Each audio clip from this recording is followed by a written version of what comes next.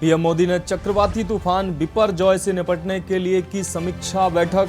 गुजरात के समुद्री तट से दूर रहने के निर्देश। 15 जून तक स्कूल रहेंगे बंद। मुंबई हाई कोर्ट ने कांग्रेस नेता राहुल को मानहानि मामले में दी राहत। पीएम मोदी पर की थी अमर्यादित टिप्पणी। अगली सुनवाई 2 अगस्त तक हुई नियत। कर्नाटक सीएम ने महिलाओं के लिए शुरू की मुफ्त बस सेवा। पहले दिन 5,71,023 महिलाओं ने निःशुल्क बस यात्रा की। यूपी के सीएम योगी आदित्यनाथ ने की पीएम मोदी की तारीफ। कहा, पीएम के चलते पूरे विश्व में भारत की हो रही है चर्चा।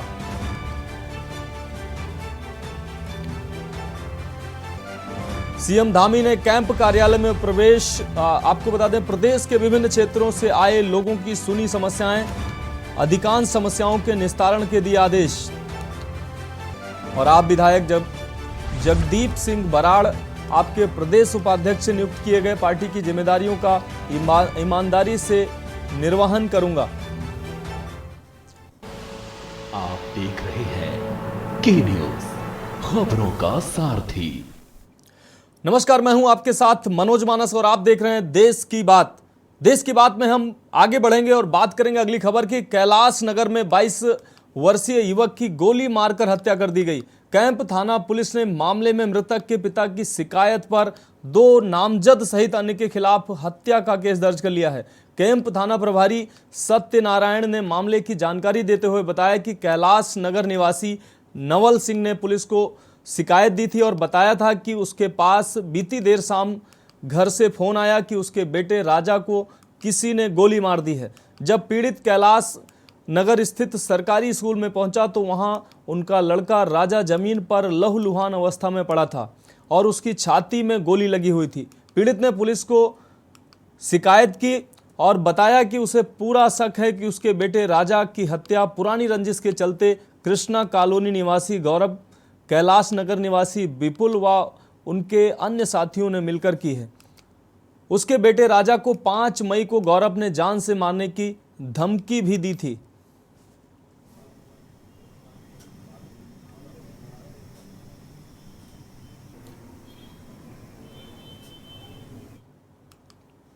देश की बात में अगली खबर की बात करेंगे। शिकारीपाड़ा से है अगली खबर। शिकारीपाड़ा के बादलपाड़ा एवं लुटिया पहाड़ वन क्षेत्र में कोयला के अवैध उत्खनन व परिवहन पर आज वन विभाग द्वारा जिला प्रशासन द्वारा बड़ी कार्रवाई की गई है। शिकारीपाड़ा वन क्षेत्र में चल रही कोयले की अवैध खदानों को जिला खनन पदाधिकारी कृष्ण कुमार किक्कू के नेतृत्व में वन विभाग के साथ मिलकर 3 जेसीबी मशीन से डेंजरिंग कर ध्वस्त कर दिया गया। आपको बता दें, जिला टास्क फोर्स द्वारा अब तक 8 खदानों को ध्वस्त किया जा चुका है।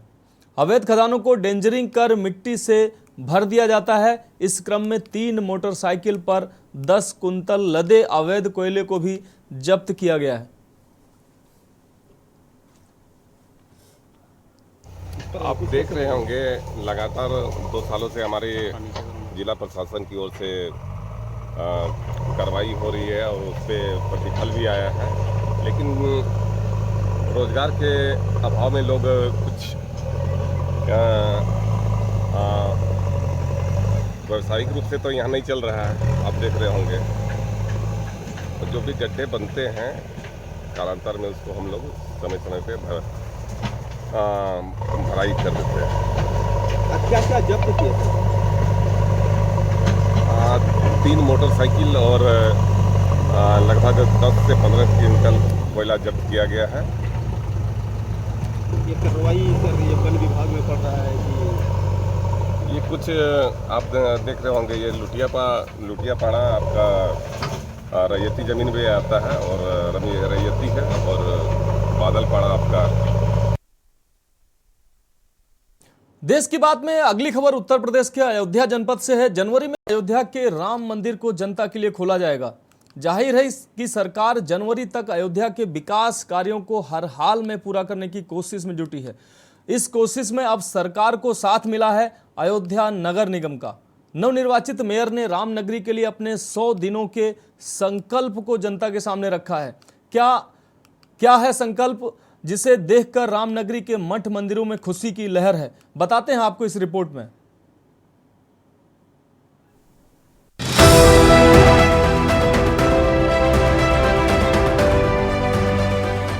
राम नगरी अयोध्या का कायाकल्प अब डबल इंजन नहीं बल्कि ट्रिपल इंजन की ताकत से होगा।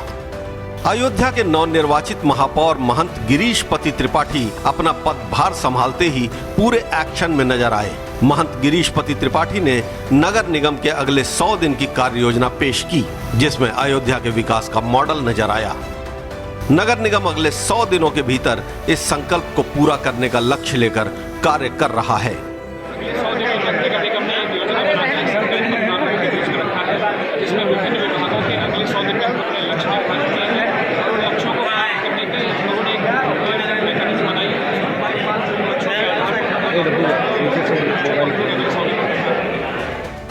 इस 100 दिनों की कार्य योजना के भीतर टैक्स को सरल बनाने समेत कई लक्ष्य रखे गए हैं। जल्द ही उन मंदिरों की लिस्ट जारी होगी जिन्हें टैक्स से छूट दी जाएगी।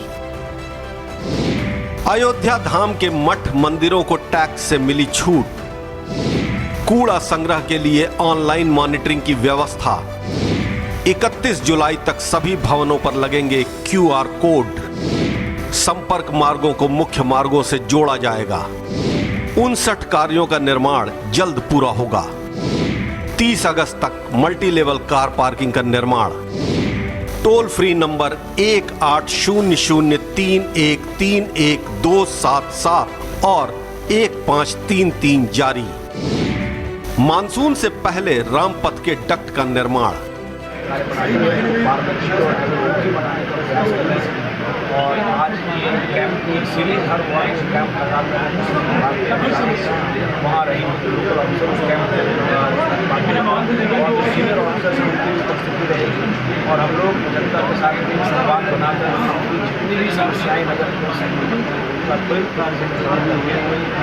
वहीं पर सुविधा देगी इसका प्रयास कर रहा है। नगर निगम ने एक प्रेस कॉन्फ्रेंस कर अपने 100 दिनों की कार्य योजना की रूपरेखा पेश की। इस मौके पर नगर आयुक्त विशाल सिंह के साथ सभी अपर नगर आयुक्त, सहायक नगर आयुक्त समेत 60 वार्डों के पार्षद रहे मौजूद। जनता को यहाँ पे सूचना हर वार्ड में दे दी गई है और आज भी यहाँ पे काफ़ी लोग आए हैं, उनकी समस्याओं को सुना गया है और जैसा कि 100 दिन का जो कहा गया है कि 100 दिन के अंदर जो है उसका निदान किया जाएगा। गौरतलब है कि अगले साल जनवरी में राम मंदिर का निर्माण कार्य पूरा होगा और मंदिर को जनता के लिए खोला जाएगा। ऐसे में अयोध्या में विकास का कार्य तेजी से चल रहा है। केंद्र और प्रदेश सरकार की योजनाएं तेजी से मूर्त रूप ले रही हैं। उसी क्रम में अब शहर की सरकार यानी नगर निगम ने भी कमर कस ली है। जल्द ही अयोध्या के कायाकल्प का कार्य पूरा हो जाएगा। अयोध्या से के न्यूज इंडिया के लिए RP सिंह की रिपोर्ट। देश की बात में अगली खबर फर्रुखाबाद से है। कहते हैं जब हौसले बुलंद हो तो पहाड़ भी एक मिट्टी का ढेर लगता है। जिस इंसान के अंदर हौसला होता है वह अपने हौसले से सब कुछ हासिल कर सकता है। ऐसा ही हौसला फर्रुखाबाद के बबलू राजपूत ने सीजनल फसलों की पैदावार कर असंभव को संभव कर दिखाया है। कश्मीर और उत्तराखंड में होने वाले सेब की सीजनल फसलों की पैदावार कर असंभव को संभव कर दिखाया है। देखिए हमारी खास रिपोर्ट।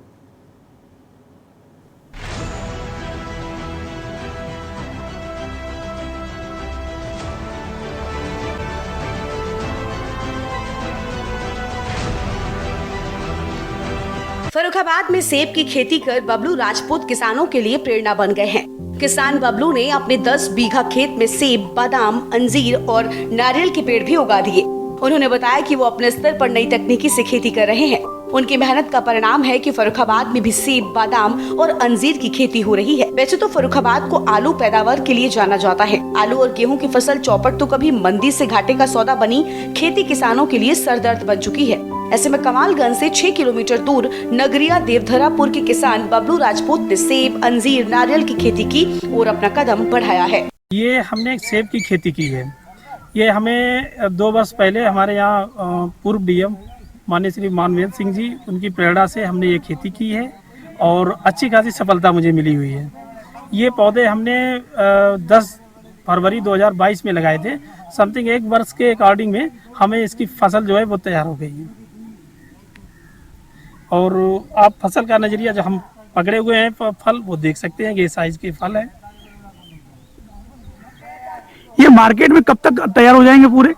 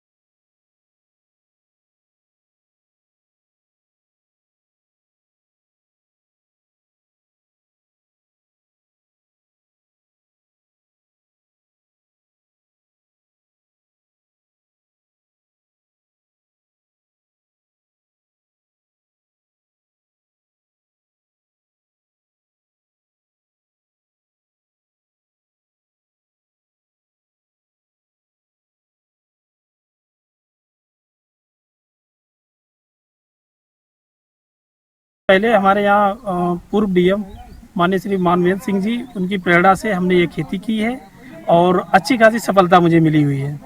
ये पौधे हमने 10 फरवरी 2022 में लगाए थे। समथिंग 1 वर्ष के अकॉर्डिंग में हमें इसकी फसल जो है वो तैयार हो गई है। और आप फसल का नजरिया जो हम पकड़े हुए हैं फल, वो देख सकते हैं कि ये साइज के फल है। ये मार्केट में कब तक तैयार हो जाएंगे पूरे? अब ये 15 से 20 दिन में मार्केट में आ जाएंगे। किसान बबलू ने ये साबित कर दिया कि अपनी मेहनत की दम पर हर तरह की फसल, फल या फूल किसी भी क्षेत्र में पैदा किए जा सकते हैं। किसान के खेत में लगे सेब के पौधों में अब फसल आने के बाद स्थानीय लोगों के साथ दूर दराज के लोग सेब की फसल देखने आ रहे हैं। वहीं खेत में सेब के पौधों में लगे सेब बेहद ही खूबसूरत दिखाई देते हैं। के न्यूज इंडिया के लिए फर्रुखाबाद से ऋषि सिंगर की रिपोर्ट।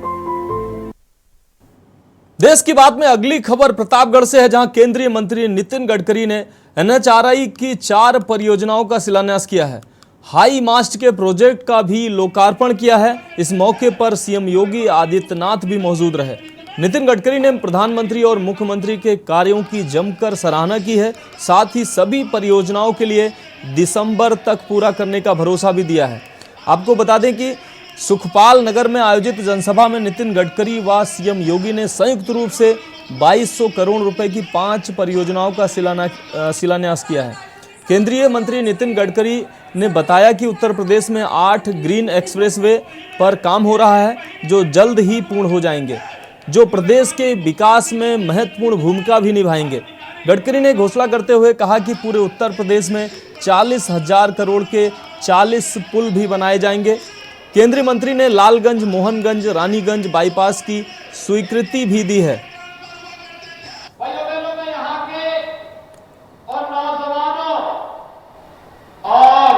नवाचार के लिए विख्यात यहाँ के नागरिकों का मैं हृदय से अभिनंदन करता हूं, जिनके बारे में कहा जाता है कि 100 पढ़ा लिखा ने एक प्रताप गढ़ा। क्यों यही कहा जाता है ना? यानी दुनिया में कोई 100 पढ़ा लिखा होगा, लेकिन वहां एक प्रतापगढ़ पहुंच जाए तो प्रतापगढ़ की अलग से पहचान हो जाती है। आज जिन महत्वपूर्ण परियोजनाओं को लेकर के आदरणीय गडकरी जी आपके बीच में आए हैं। अगली खबर बुलंदशहर से है। केंद्रीय राज्य मंत्री रामदास अठवले ने कृषि वेस्ट संचालित कंप्रेस्ड बायोगैस प्लांट का शिलान्यास किया है। बता दें कि प्लांट से 6 महीने बाद CNG गैस का उत्पादन शुरू हो जाएगा और वेस्टेज से तैयार जैविक खाद भी किसानों को उपलब्ध होगी। बता दें कि लोहगरा गांव में 3 टन प्रतिदिन की क्षमता प्लांट स्थापित किया गया है।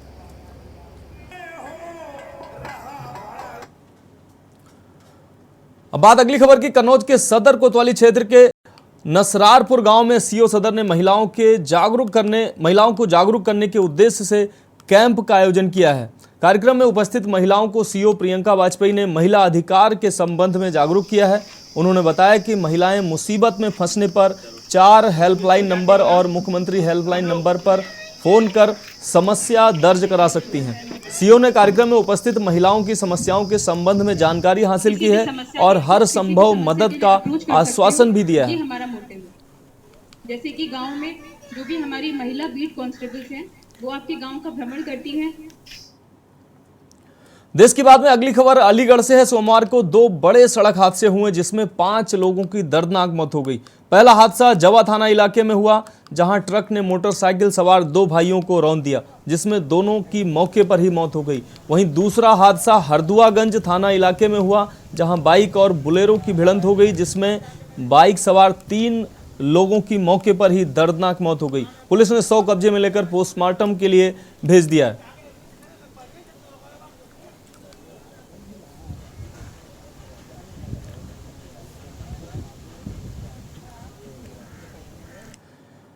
बात करेंगे अगली खबर की। फर्रुखाबाद के अपर जिलाधिकारी वित्त एवं राजस्व सुभाष चंद्र प्रजापति का संत कबीरनगर में तबादले के शासन ने रद्द कर दिया है।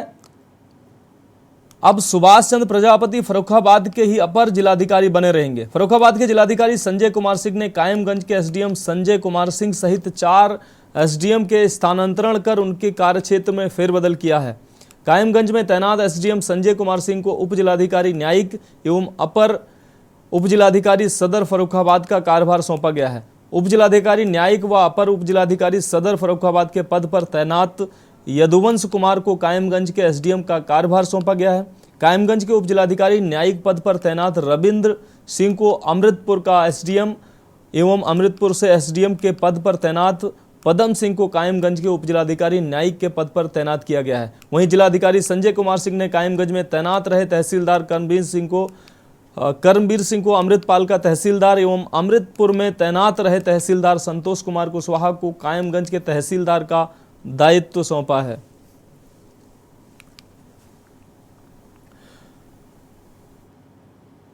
देश की बात में अगली खबर फर्रुखाबाद से है, जहां औषधि निरीक्षक अशोक कुमार ने दवा विक्रेताओं के सहयोग पर उनकी प्रशंसा की है। बता दें कि केमिस्ट एंड ड्रग्स एसोसिएशन के महामंत्री मनोज मिश्र ने निराश्रित गौशालाओं के लिए भूसा खरीदने के लिए 21,200 रुपये का सहयोग किया है। चेक अपर जिलाधिकारी सुभाष चंद्र प्रजापति की मौजूदगी में जिलाधिकारी संजय सिंह को प्रदान किया गया। पुनीत कार्य इस माध्यम से किया गया। फर्रुखाबाद के दवा विक्रेताओं के द्वारा किए गए इस सराहनीय कार्य के लिए जिलाधिकारी संजय कुमार सिंह व अपर जिलाधिकारी सुभाष चंद्र प्रजापति ने दवा विक्रेताओं की भूरी प्रशंसा की। इस अवसर पर chemist and drugs association Farrukhabad के जिलाध्यक्ष रविशंकर चौहान, महामंत्री मनोज मिश्र, शिवम रस्तोगी, मनोज अग्निहोत्री, सुनील मिश्र, बिहारी जलोटा, रजनीश कटियार, अनिल गुप्ता, अमन रस्तोगी व मुदित सिंघल सहित तमाम लोग मौजूद रहे।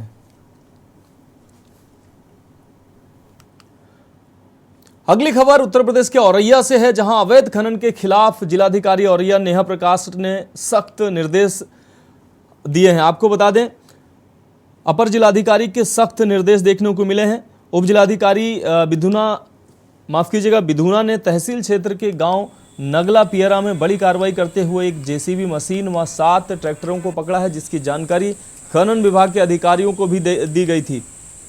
उप जिलाधिकारी की कार्रवाई से खनन माफियाओं में हड़कंप मच गया है। उप जिलाधिकारी ने बताया कि जो भी अवैध खनन करते हुए पकड़े जाएंगे उसके खिलाफ सख्त कार्रवाई की जाएगी।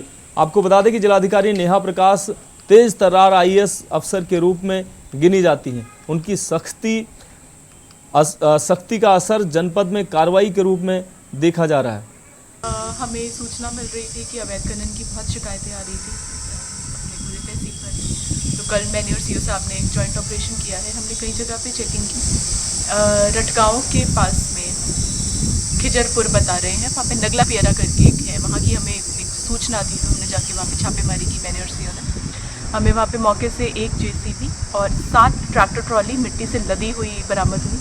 साथ में 2-3 ट्रैक्टर ट्रॉली के चालक भी थे, 2-3 छोड़ के भाग गए। तो हम सबको वहीं से थाने के लिए रवाना कर दिया था, सबको वहाँ से भेज दिया गया है। खनन अधिकारी को रात में ही सूचना देके वहाँ मौके पे बुलवाया गया था और उसकी रिपोर्ट बन रही है। अभी लेखपाल आकलन कर रहा है कितनी ज़मीन है, क्या है, उस हिसाब से इस पर दंडात्मक कार्रवाई की जाएगी। देश की बात में अगली खबर उत्तर प्रदेश के बहराइच से है, जहां एक मिष्ठान की दुकान में कब्जेदारी को लेकर जमकर हंगामा हुआ है। मौके पर पहुंची पुलिस ने दोनों पक्षों के लोगों को हिरासत में लिया। दरअसल शहर के थाना दरगाह इलाके के छावनी चौराहा स्थित एक राधा कृष्ण ट्रस्ट की मिष्ठान की दुकान है, जिसे कई वर्षों से श्याम सुंदर किराएदार चला रहे हैं। वहीं किराएदार की माने तो लगभग 50 सालों से वह दुकान के किराएदार हैं। कुछ लोगों द्वारा दुकान पर कब्जा करने के मामले में बीच सड़क पर हंगामा शुरू हो गया। हंगामे के बीच पहुंची पुलिस ने दोनों पक्षों की ओर से महिलाओं व पुरुषों को हिरासत में ले लिया। दुकान खाली कराने के आरोप में उमा देवी को पुलिस ने हिरासत में लिया, जबकि किराएदार पक्ष से कृष्णा देवी को भी पुलिस ने हिरासत में लिया। पुलिस ने शांति व्यवस्था कायम रखने के लिए दुकान भी बंद करा दी। बात अगली खबर की कायमगंज से है, जहां सदर कोतवाली क्षेत्र के गांव अहरोली में अपने ससुराल आए एक युवक का शव संदिग्ध परिस्थितियों में फांसी के फंदे पर लटका मिला है। बताया जा रहा है कि मृतक रवि अलीगढ़ के सराय कुतुब हजीरा बाबरी मंडी का रहने वाला था।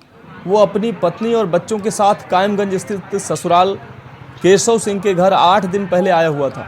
रवि का शव बीती रात ससुराल में बाथरूम में फांसी के फंदे पर लटका मिला। मौके पर पहुंची पुलिस ने मृतक के शव को पोस्टमार्टम के लिए भेज दिया है।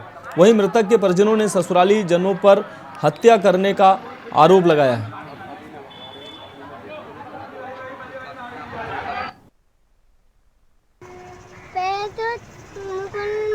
डंडा मारा, फिर बाथरूम में बंद करके फांसी लगाई है। हाँ, और भी थे। कौन कौन था संग में? मुकुल थे, सचिन थे, भारत थे। और तुम्हारी मम्मी कहाँ थी उस समय? मम्मी घर पे ही थी। देश की बात में अगली खबर उत्तराखंड से है। जून का महीना शुरू होते ही जहां पेड़ों पर लीची का फल पककर तैयार हो जाता है, वहीं देहरादून की लीची अपनी एक खास अलग पहचान रखती है। लीची का सीजन शुरू होते ही देहरादून की लीची बाजार में अपनी रौनक बिखेरने लगती है। हालांकि इस बार मौसम में तेजी होने के कारण लीची को नुकसान भी हुआ है, लेकिन देहरादून की खास लीची लोगों को अपनी ओर फिर भी आकर्षित कर रही है। जहां जून में लीची पककर तैयार होती है, तो वहीं जून माह में भारी संख्या में पर्यटक भी उत्तराखंड आते हैं। आपको बता दें कि देहरादून की रोज स्टाइल, कलकतिया शाही और बेदाना आदि कई किस्मों की लीची ने बाजार में अपनी पैठ बनानी शुरू कर दी है।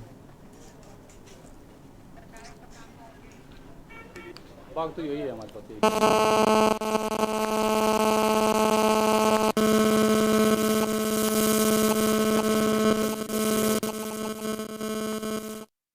अब बात करेंगे अगली खबर के। उत्तराखंड में लव जिहाद की बढ़ती घटनाओं को लेकर लोगों में रोष है। पुरोला में हुई लव जिहाद की घटना के बाद जगह जगह विरोध प्रदर्शन शुरू हो गए। इस बीच मुस्लिम व्यापारियों से दुकानें खाली करने को कहा जा रहा है, जिसके बाद प्रदेश से मुस्लिमों के पलायन को लेकर देहरादून में मुस्लिम समुदाय की महापंचायत होने जा रही है, जिस पर मुख्यमंत्री पुष्कर सिंह धामी ने सभी से अपील की है कि राज्य की कानून व्यवस्था को खराब ना करें, शांति व्यवस्था बनाए रखें और सभी एक दूसरे के साथ भाईचारे के साथ रहें।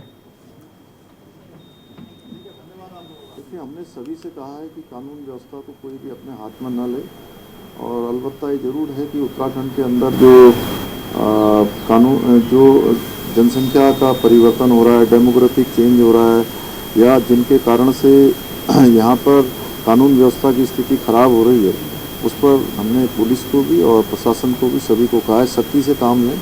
लेकिन मैं सभी से अपील भी करना चाहता हूँ कि सभी लोग उत्तराखंड के अंदर हम लोग सब लोग एक दूसरे के साथ भाईचारे के साथ रहते हैं, मिलजुल कर रहते हैं। कोई भी जो है कानून व्यवस्था की स्थिति को खराब न करे। कानून अगर कोई दोषी है तो कानून अपना काम करेगा, और कोई भी दोषी होगा तो उसके खिलाफ कड़ी कार्रवाई होगी, निष्पक्ष कार्रवाई होगी। कल महुआ की बुआई।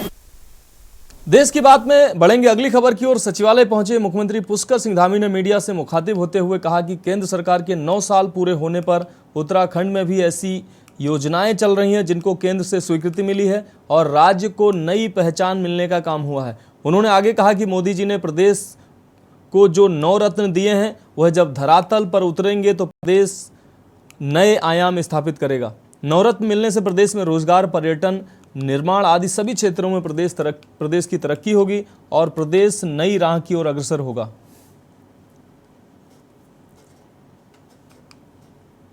तो प्रधानमंत्री नरेंद्र मोदी जी ने जब से देश का प्रधानमंत्री का पद का दायित्व संभाला है, तब से लेकर आज तक 9 सालों में हमारे प्रदेश के अंदर अभूतपूर्व रूप से अनेकों योजनाओं की स्वीकृति हुई है। और जो उन्होंने 9 रत्न हमको दिए हैं, उन 9 रत्नों के पूरा हो जाने के बाद ये सारे 9 रत्न जब धरातल पर उतर जाएंगे तो विकास का उत्तराखंड के इतिहास में एक नया सोपान तय हो जाएगा। विकास की एक नई गाथा पूरी होगी और निश्चित रूप से ये एक मील का पत्थर होगा। इससे जहाँ नवनिर्माण पूरे होंगे, वहीं पर्यटन के क्षेत्र में, आर्थिकी के क्षेत्र में, रोजगार, स्वरोजगार के क्षेत्र में, आध्यात्म के क्षेत्र में, हर क्षेत्र में जो है एक नई तरक्की होगी, नया एक मुकाम हासिल होगा। देश की बात में अभी वक्त एक छोटे से ब्रेक का, और ब्रेक के बाद जल्द हाजिर होंगे कुछ अन्य खबरों के साथ। आप देख रहे हैं के न्यूज, खबरों का साथ।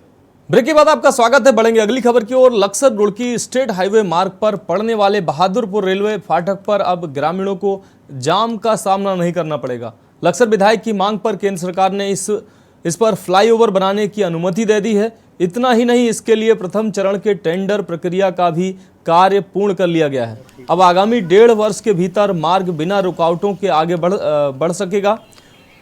लक्सर रुड़की स्टेट हाईवे मार्ग लगभग 22 किलोमीटर लंबा है। इस मार्ग पर डोसनी, बहादुरपुर व ढढेरा 3 स्थानों पर रेलवे लाइन मार्ग होकर गुजरता है।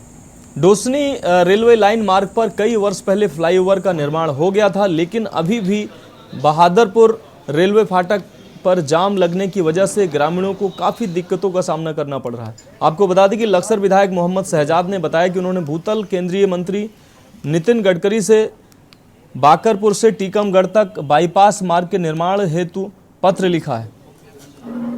मेन रोड थे, मेन सड़कें थी, उन पर कोई ध्यान और फोकस नहीं रहा है। भाई जब से 10 मार्च से मेरी विधिवत निर्वाचन की घोषणा निर्वाचन आयोग ने करी थी, मेरा मेन मकसद है सार्वजनिक काम कराना, जो आम जनमानस के लिए काम है उन पर प्राथमिकता देना, ना कि निजी काम पर देना। उसी के तहत मैं पहले भी 3 मेरे क्षेत्र में PMJSY से सड़कें स्वीकृत हुई हैं।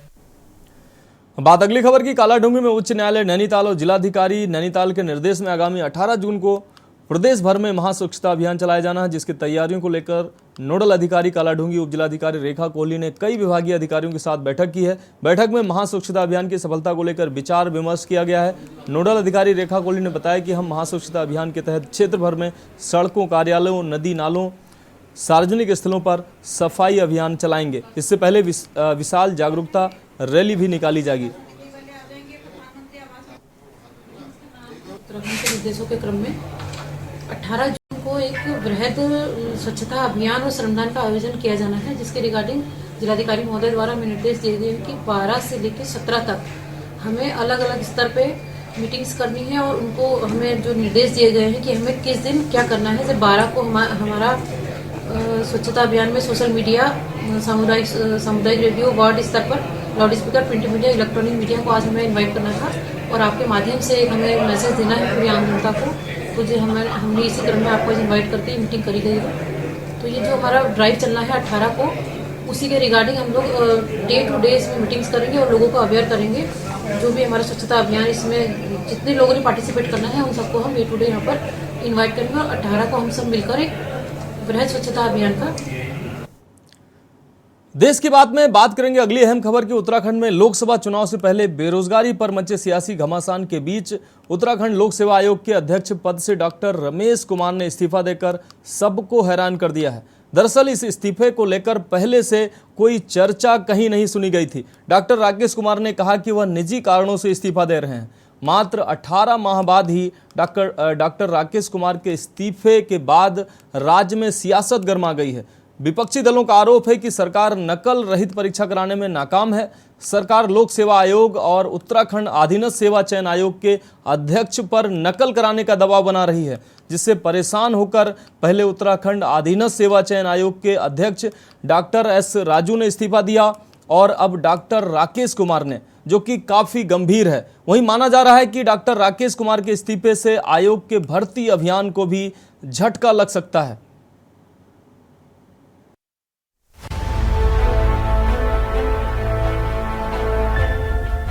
उत्तराखंड में लोकसभा चुनाव से पहले बेरोजगारी पर मचे सियासी घमासान के बीच उत्तराखंड लोक सेवा आयोग के अध्यक्ष पद से डॉक्टर राकेश कुमार ने इस्तीफा देकर सबको हैरान कर दिया।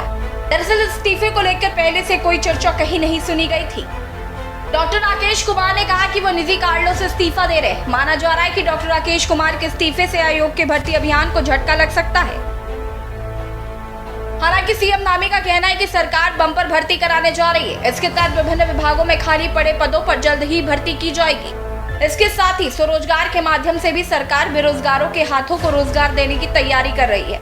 सरकार की जितने भी हमारे पोस्ट खाली हैं उन सब की विज्ञप्तियां लगातार जारी हो रही हैं, और प्रत्यक्ष अप्रत्यक्ष रूप से अलग अलग हैं और इनकी संख्या कई हजारों में है, 20,000 से भी ज्यादा, लाखों में है। सब मिलाकर सरकारी कहें तो वह भी काफी है। और जो इस प्रकार के जो प्लेसमेंट जो हो रहे हैं उसके उन सबको मिलाएंगे तो लाखों हो जाएंगे। और जो हम स्वरोजगार को कर रहे हैं, स्वरोजगार के माध्यम से कई लाख लोगों को रोजगार देने का हमारा प्रयास है। केवल अकेले ही जो है अभी जो हमने 18,000 पॉली हाउस हॉर्टिकल्चर डिपार्टमेंट में बनाने का निर्णय लिया है, उससे भी 1 लाख से भी ज्यादा रोजगार सृजित होंगे। जो हम नई पर्यटन की नीति लाए हैं, उससे भी 1 लाख लोगों को रोजगार मिलेगा। आपको बता दें कि 18 माह बाद ही डॉक्टर राकेश कुमार के इस्तीफे के बाद से राज्य में सियासत भी गर्मा गई है। विपक्षी दलों का आरोप है कि सरकार नकल रहित परीक्षा कराने में नाकाम है। सरकार लोक सेवा आयोग और उत्तराखंड अधीनस्थ सेवा चयन आयोग के अध्यक्ष पर नकल कराने का दबाव बना रही है, जिससे परेशान होकर पहले उत्तराखंड अधीनस्थ सेवा चयन आयोग के अध्यक्ष डॉक्टर एस राजू ने इस्तीफा दिया और अब डॉक्टर राकेश कुमार ने, जो कि गंभीर है। आपको बता दें कि डॉक्टर राकेश कुमार के कार्यकाल के दौरान आयोग को ग्रुप सी भर्ती परीक्षा आयोजित करने की अतिरिक्त जिम्मेदारी सौंपी गई थी, जो पहले उत्तराखंड अधीनस्थ सेवा चयन आयोग के दायरे में थी।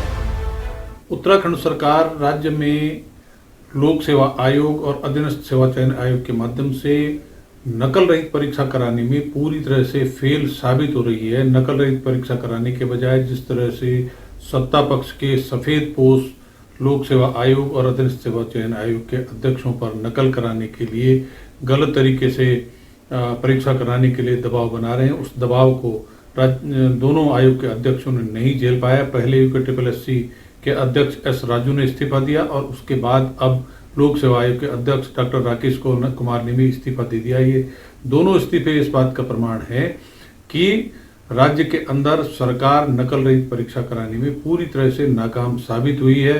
एस राजू ने तो अपने बयान में साफ तौर पर कहा था कि उनको नकल रहित परीक्षा कराने और नकल की जांच में शिथिलता करने के लिए दबाव था। उत्तराखंड में अजीब परिस्थितियां हैं। आप देखिए कि 3 मुख्यमंत्री और 6 साल भारतीय जनता पार्टी की सरकार को हो गया है और 3 मुख्यमंत्रियों के अगर आप घोषणाएं उठा के देखेंगे, चाहे वो तीरथ सिंह रावत जी हों, उन्होंने कहा कि 25,000 पदों पर नियुक्तियां करेंगे। त्रिवेंद्र सिंह रावत जी उससे पहले इन्हीं पदों पर भर्तियों के लिए 4-4 बार घोषणा कर चुके थे। और आप देखिए कि मुख्यमंत्री धामी भी लगातार जो है 25,000 पदों पर भर्तियों की घोषणा लगातार कर रहे हैं। और देखने में ये आया कि राज्य में घोषणाएं भी हुई, भर्तियां भी निकली, परीक्षाएं भी आयोजित हुई, लेकिन उसके बाद भी बेरोजगारों को नौकरियां नहीं मिली और बेरोजगार सड़क पर उतर के लगातार धरना प्रदर्शन कर रहे हैं।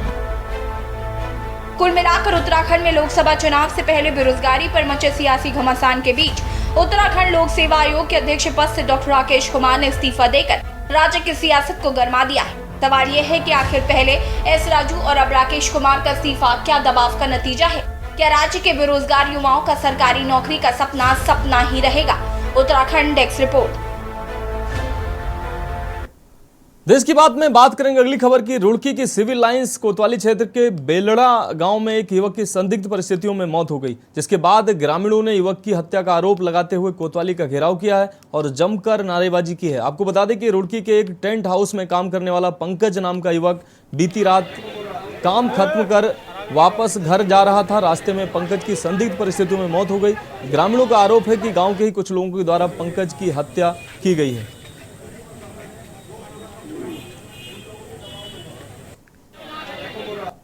बहुजन समाज पार्टी का जिला अध्यक्ष। हमें जो प्रकरण पता लगा, हम यहाँ पे पहुंचे हैं और हमारे ऑफिसर से जो बात हुई है, उन्होंने हमें पूरा आश्वासन दिया है कि कानून के प्रक्रिया के अकॉर्डिंग हम सारी कार्रवाई करेंगे। उन्हें पूरा आश्वासन दिया है। अब कानून के अकॉर्डिंग हमें थोड़ा सा वेट करना चाहिए। अगर कार्रवाई नहीं होती फिर उसके आगे हम कार्रवाई करेंगे। देखो, हम जो हैं, देखो मैंने UPSC की तैयारी करी है, तो मैं ये कहूँगा, देखो हमें कानून पे भरोसा तो करना ही पड़ेगा। कानून के अगर तुम ये कहो कानून अपना काम नहीं कर रहा तो किस पे भरोसा करोगे, ये बताओ। तुम कोई और एजेंसी है तुम्हारे पास जिस पे तुम भरोसा करोगे? तो आपको पुलिस की कार्रवाई पे थोड़ा भरोसा करना पड़ेगा, या फिर आपके पास एविडेंस हो पूरे। अगर आपके किसी ने CCTV कैमरा बना रखा हो उसे करते हुए, तो आप दिखा दो। अगर फिर पुलिस कार्रवाई नहीं करे तो हम आपके साथ हैं। प्रकरण ये है कि रात को एक एक्सीडेंट हुआ है बेलडा गांव में एक ट्रैक्टर ट्रॉली से। ठीक है, इसकी सूचना सवेरे पुलिस को मिली है। पुलिस तब से ही कार्रवाई में लगी हुई है। अभी डेड बॉडी का जो है पंचायतनामा पोस्टमार्टम की कार्रवाई एक तरफ चल रही है। उसके अलावा हम इन लोगों से अपील कर रहे हैं, रिक्वेस्ट कि आप हमें उचित तहरीर दीजिए, हम तुरंत मुकदमा पंजीकृत करेंगे। जिससे एक्सीडेंट हुआ है उसके मालिक को पुलिस ने अपनी उसने ले लिया है। अभी उससे हम पूछताछ करेंगे कि कैसे कैसे हुआ था। वहाँ पे अन्य लोग भी मौजूद थे, 108 की गाड़ी भी मौजूद थी, 2-3 गवाह थे प्रत्यक्षदर्शी जिनके द्वारा पुलिस को सूचना दी गई थी, उनके भी बयान दर्ज करेंगे और जो भी उचित कार्रवाई है जल्दी से जल्दी करेंगे। चलो मान ला के एक्सीडेंट हो भी कहा था तो ये थोड़ा है ना कि मतलब आफत मचा दी, मार के घेर दे, बेचारे की परिवार की जिंदगी बर्बादी कर दी। पापा बीमार है उसके, मम्मी बेचारी की बीमार है, बहू की इसकी छोटी सी उम्र है बेचारी की। मांगों को लेकर आज परिवार को सोल्यूशन मिलना चाहिए, इंसाफ मिलना चाहिए। ये नहीं कि 3-4 मैटर से चमारों के हो गए भाई, जो फाइलें वहीं की वही बंद करके छुट्टी कर दी उसकी, ऐसा ना होना चाहिए चमारों के साथ। संतो चाहिए, ये तो सरकार सोल्यूशन देगी। अगर नहीं अभी सरकार सोल्यूशन निकालेंगे उसका हम कुछ बाद में निर्णय करेंगे। अभी तो हम आपको बता ही नहीं सकते हमें क्या चाहिए, सरकार निर्णय सुनना चाहिए। सरकार क्या सोल्यूशन निकाल लिया उनके लिए, पहले तो सरकार का सोल्यूशन सुनेंगे ना, उसके बाद में फिर अपना बताएंगे।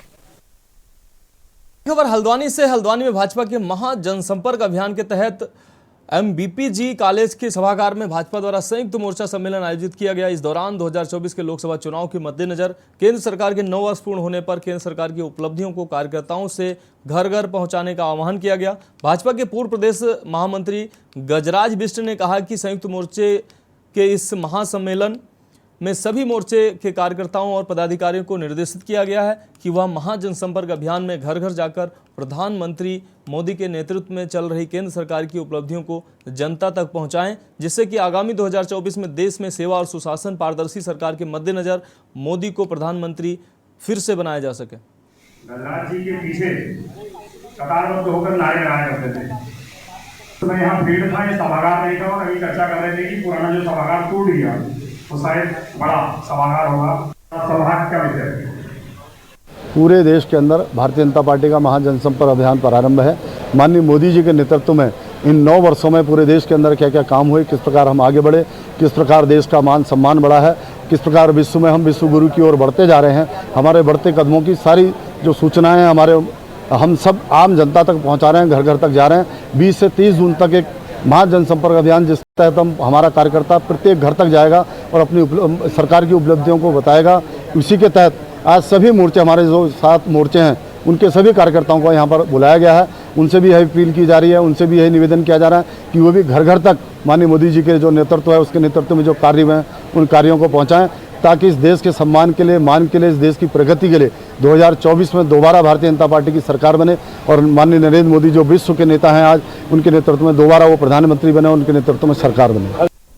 अब बात अगली खबर की। हल्द्वानी में कांग्रेस की दिवंगत नेता प्रतिपक्ष स्वर्गीय इंदिरा हृदयेश की दूसरी पुण्यतिथि के मौके पर उनके पुत्र हल्द्वानी विधायक सुमित हृदयेश और कांग्रेस जनों के द्वारा कल श्रद्धांजलि सभा का आयोजन किया जाएगा। ये जानकारी देते हुए कांग्रेस विधायक सुमित हृदयेश ने कहा कि 13 जून यानी कल उनकी माता जी और कांग्रेस की दिग्गज नेता इंदिरा हृदयेश को कल दुनिया से अलविदा किए हुए 2 वर्ष पूरे हो जाएंगे और इस मौके पर उनकी दूसरी पुण्यतिथि पर उनके द्वारा अन्य दलों के नेताओं से भी उनकी दी जाने वाली श्रद्धांजलि सभा में आने का निवेदन भी किया गया है। स्वर्गीय इंदिरा हृदयेश की दूसरी पुण्यतिथि के मौके पर लोगों के द्वारा उनको श्रद्धांजलि देते हुए याद किया जाएगा।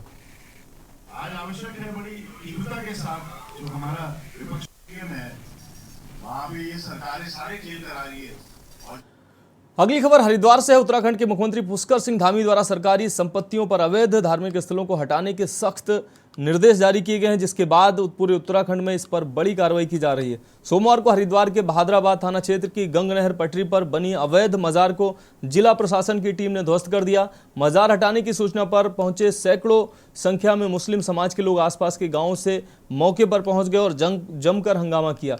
हंगामा बढ़ने और सड़क पर जाम लगता देख पुलिस ने लाठीचार्ज कर दिया। एहतियात के तौर पर बहादुराबाद के अलावा आसपास के थाना क्षेत्रों की पुलिस भी मौके पर बुलाई गई। एसडीएम पूरन सिंह राणा का कहना है कि कोर्ट और शासन द्वारा सख्त दिशा निर्देश हैं कि सरकारी संपत्ति पर किसी भी तरह के अवैध अतिक्रमण को हटाया जाए। इसी क्रम में हमारे द्वारा ये कार्रवाई की गई है।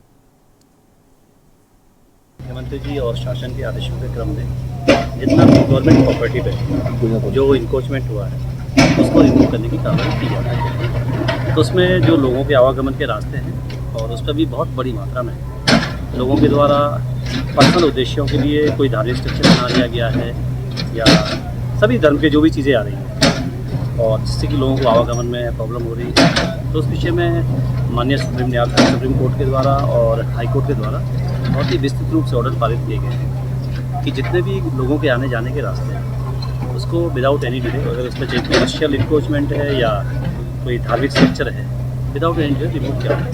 तो उसी क्रम में आज जो यहाँ पे मज़ार नहर की पट्टी पे इलीगल रूप से एस्टेब्लिश किया गया था उसको रिमूव करने की कार्रवाई की गई। अगली खबर लक्सर से है। लक्सर में एक सप्ताह पहले बारिश से तापमान में काफ़ी गिरावट आ गई। लोगों को गर्मी से काफ़ी राहत भी मिली है, मगर फिर भी एक बार तापमान का पारा चढ़ गया है। गर्मी लोगों को सताने लगी है। लक्सर में गर्मी ने अभी से लोगों को बेहाल करना शुरू कर दिया है।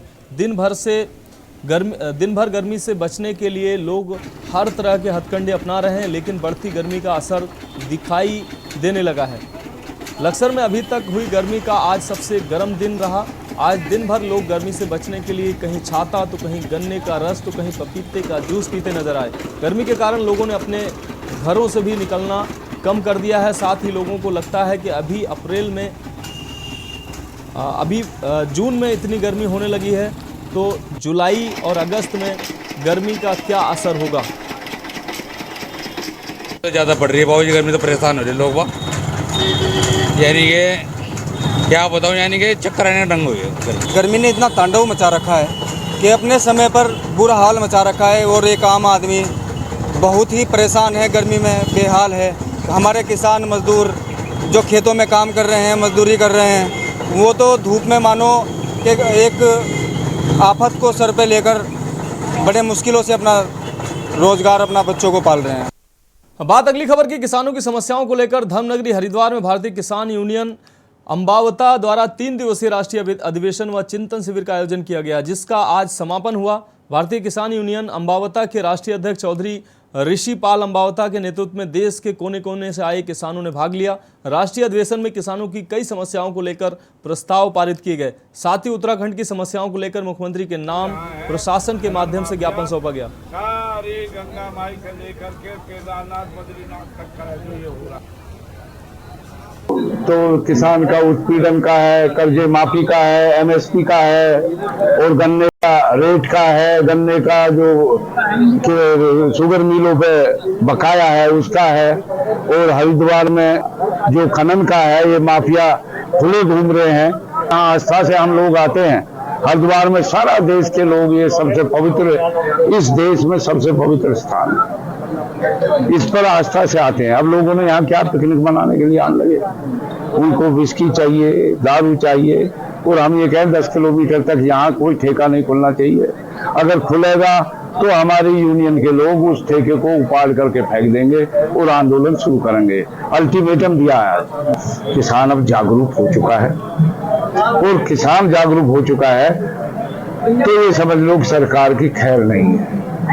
बात अगली खबर की मंगलौर क्षेत्र के अशोकपुरम कॉलोनी में दिन दहाड़े घर का ताला तोड़कर चोरों ने लाखों रुपए की चोरी की घटना को अंजाम दिया है। पीड़ित महिला ने बताया कि वह सुबह घर का ताला लगाकर पड़ोस में गई हुई थी। पीड़िता ने घर वापस आकर देखा तो सारा सामान बिखरा पड़ा था। इसी बीच अज्ञात चोरों ने घर का ताला तोड़कर घर में रखी अलमारी से लाखों रुपए कीमत के जेवर व कैश लेकर फरार हो गए। जिस घर में चोरी हुई, पीड़िता अपने बच्चों के साथ अकेली रहती थी। अज्ञात चोरों ने पूरा घर खंगाल लिया। हालांकि घर में सीसीटीवी कैमरे लगे हुए हैं, लेकिन उनमें रिकॉर्डिंग नहीं हो रही थी। घटना की सूचना के बाद मौके पर पहुंची पुलिस ने पूरे मामले की छानबीन में जुटी है। कोतवाली प्रभारी मनोज मेनवाल ने बताया कि चोरी का मामला सामने आया है, पुलिस जांच में जुटी हुई है। 11 बजे मैं यहाँ से गई, पीछे तक ही गई थी घर के बाहर। 11:45 बजे गई और 11:30 बजे मैं आ गई हूँ। उस बीच में मेरा घर के बाहर का ताला तोड़ा उन्होंने, घर के अंदर का ताला तोड़ा, और मेरा कम से कम सोना चांदी, मेरे घर के सारा कैश सब कुछ लेके चले गए चोर। एलईडी भी ले गए मेरे घर की, ठीक है। कम से कम 5-6 लाख रुपए का मेरा सामान जो था वो सब कुछ लेके चले गए। 25,000 रुपये थे। मामला संज्ञान में आया, जिस पर पुलिस टीम भेजी गई है जाँच के लिए, और आजू बाजू के लोगों से भी पूछताछ और जो सीसीटीवी कैमरे हैं उनको भी देखा जा रहा है। अभी तक इस तरह के तथ्य मौके पे तो प्रकाश में नहीं आए कि सीसीटीवी में कोई दिखाई दे रहा हो। अगर कोई तहरीर आएगी, जो भी तहरीर के अनुसार आवश्यक कार्रवाई की जाएगी। टोकापुरम कॉलोनी है गोदावरी होटल के पास में, दिल्ली रोड पे, और इसमें जो है हमारी कॉलोनी में ही है, पड़ोसी हैं हमारे, सुनैना महिला है ये, और इसके घर वाले का नाम बब्बू है, बब्बू शर्मा। तो ये जो है थोड़ी देर के लिए पड़ोस की कॉलोनी में गई हुई थी, 11 बजे के आसपास की घटना है दिन की। और जो है उसी दौरान में ही इनके घर में जो है कोई चोर आए और वो जो है घर का सारा सामान ताले वाले तोड़ करके सब सामान चोरी करके ले गए इनका। देश की बात में अभी मेरे साथ इतना ही। मुझे दीजिए इजाजत और आप देखते रहिए के न्यूज़ इंडिया।